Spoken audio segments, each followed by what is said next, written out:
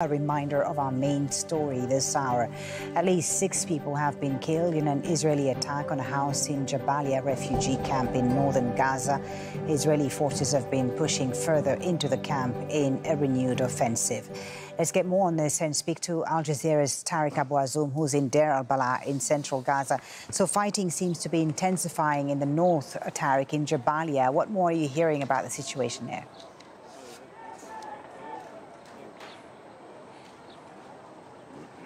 Well, obviously, fully now, the Israeli military is so determined in order to take full military control over the north of this strip, not only in Jabalia refugee camp, where since midnight, the intensification of the Israeli bombardment from land and air was completely unprecedented for decades now. The entire camp has been under the Israeli fire as the battles are in the heart-beating areas of Jabalia. We show different videos emerging from the military wing of Hamas about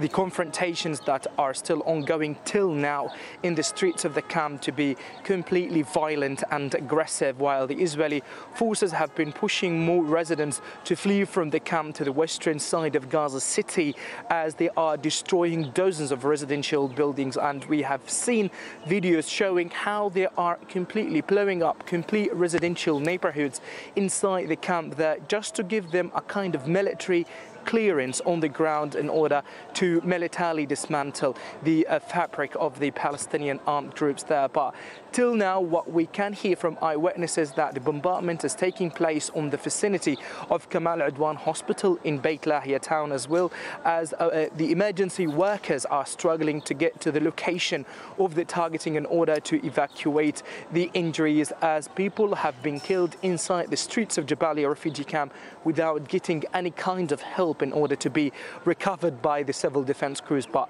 similarly now, this military plan is a little bit expanding, that the Israeli military tanks have surrounded the entrances of Beit Hanoon town in the far north of the strip, where some of families have fled from Jabalia to Beit Hanoon in order to take shelter in evacuation centers there. But now the military is completely surrounding those evacuation centers amid ongoing fire being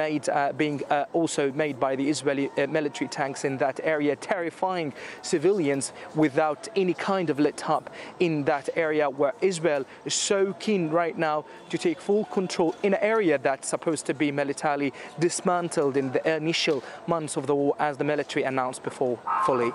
Tariq, thank you very much for the update. That's Al Jazeera's Tariq Abu reporting there live from Deir al-Balah in central Gaza.